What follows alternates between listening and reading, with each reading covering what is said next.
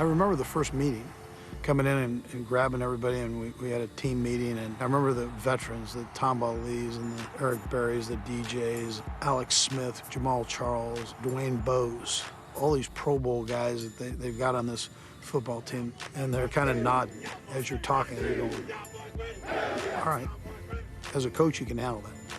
They're with you, and they haven't changed one bit, not one bit, through all the tough times. Just give us what we need to do to get better, and we're going to do it, and you appreciate that.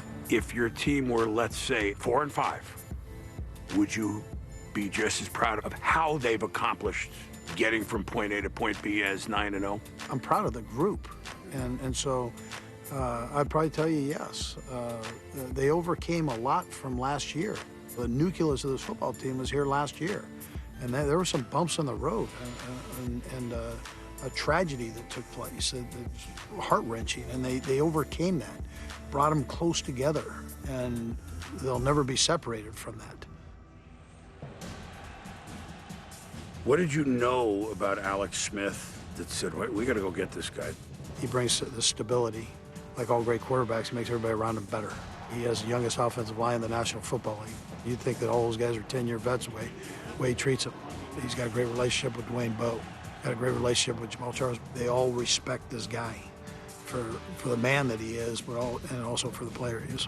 Your defense, they're like closers. They're like Mariano Rivera in the fourth quarter. Like they come in and like it's over.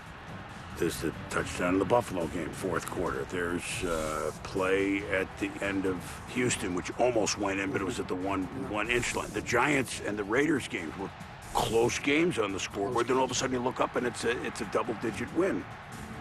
You can't script turnovers for scores in the fourth quarter unless you're that good a coach, and I didn't know that all these years. So yeah, the fourth quarter, We've created the turnovers, and then we've taken advantage of them either with scores from the defense or the offense has kicked it in the fourth quarter. It's the craziest darn thing you've ever seen.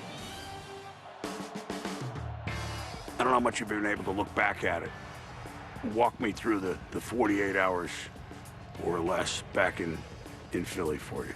I didn't really get caught up in the emotions of it until I walked out for just a minute, and you don't know what to expect. The Philadelphia Eagles thank Andy Reid for his 14 years of dedicated service as head coach. That's what's so unique about Philadelphia. I mean, it's awesome. You're kind of right on the edge there all the time. But I appreciated the ovation. But then you're right back in it. Let's go. We got to play.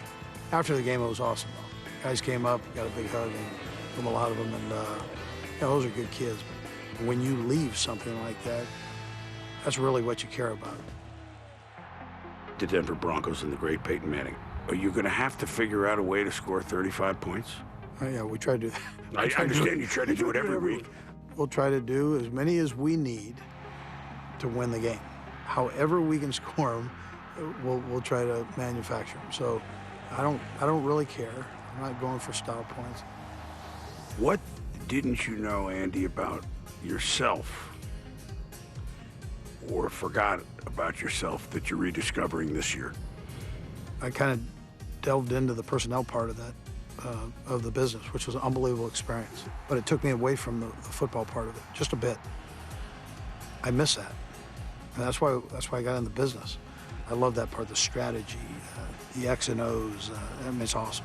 1 out of 32 people, whole world that even has the opportunity of doing this. It's crazy.